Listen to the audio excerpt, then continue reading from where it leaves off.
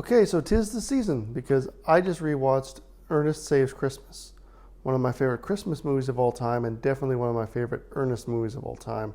I think one of the reasons I love it so much is the same reason I love The Muppet Christmas Carol so much, because in The Muppet Christmas Carol, you have Michael Caine playing Scrooge very straight, very honestly, very sincerely, and in a way that you'll see most actors play that role in just about any adaptation of that story. And then in this movie, you've got Douglas Seal playing Santa pretty much the same way. He's not trying to chew up the scenery or become the comic relief because it's Ernest and Chuck and Bob, usually Chuck and Bob as well as Ernest, who are the comedic relief.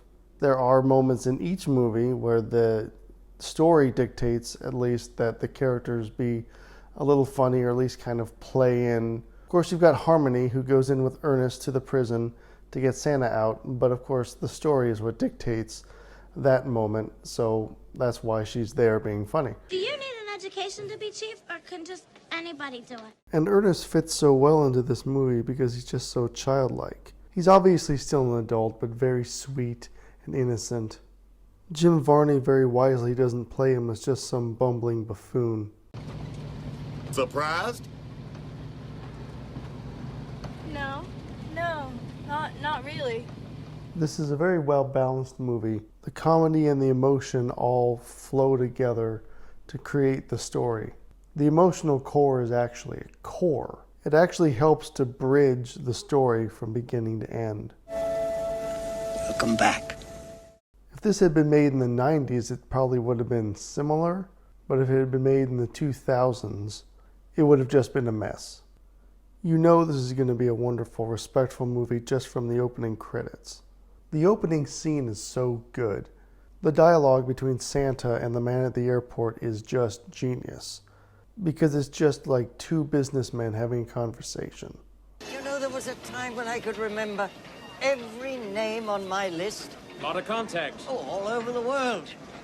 And now I have trouble recalling who was naughty and who was nice, who asked for a toy truck, and who wanted a bicycle. Douglas Seal might have given the best on-screen performance of Santa ever. Well, you don't get rich by doing a once-a-week children's program on local television. You've got to do it for other reasons. And that's why I'm here. And the film is very emotional and heartfelt, and it's really good for the same reason that most Christmas movies are so memorable, and that is that it focuses so much on love and family and friendship, and why Christmas in this time of year is so wonderful. Not that it is. It doesn't just say it is. It just shows it. It's really good at showing and not telling. And that's why this time of year, not just Christmas, but Thanksgiving as well, is so nice, because you've got family get together and you've got friends getting together. And it's just this time of year has that feeling. I think most people get that feeling of warmth. I know a lot of people get a little depressed around the holidays as well, but I think that has more to do with the fact that it's the end of the year. I don't think it's that, oh, it's Christmas, it's so sad, or, I mean, kind of. It brings up some bad thoughts probably and some sad thoughts, but ultimately I think that it's not because of the holidays. It's because it's the end of the year and the year's ending. Anyway, this movie is absolutely wonderful, and I wish it were on a different DVD. This is probably one of the first DVD releases that came out. Let me see, because the movie is from 1988, so I'm willing to bet you that the print is really small, unfortunately. I don't know. I'm just gonna assume that it was one of the first DVDs to be released, because the point is that it's one of those that was formatted before we had wide, big TVs, 16:9 TVs, I should say, specifically. So when you put it into your player and you watch it on your new 4K or at least just flat screen 16:9 TV, you're just going to get this box that's in the middle of the screen. It's not as bad as some, but it doesn't fill up the screen, which is too bad. It's disappointing. When you have that, you don't get the scope that you really need to have.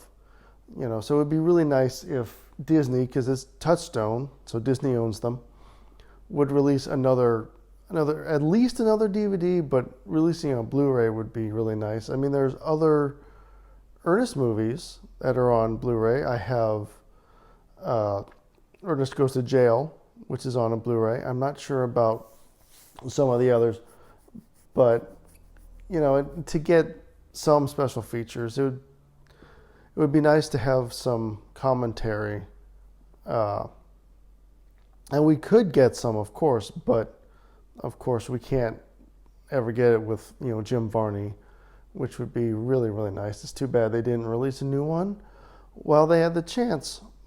But anyway, that's a very interesting problem. And there's some movies that they have that problem, but they have that Blu-ray upgrade, which I own, which is very nice. But despite that, this movie is incredibly wonderful, and you should watch it.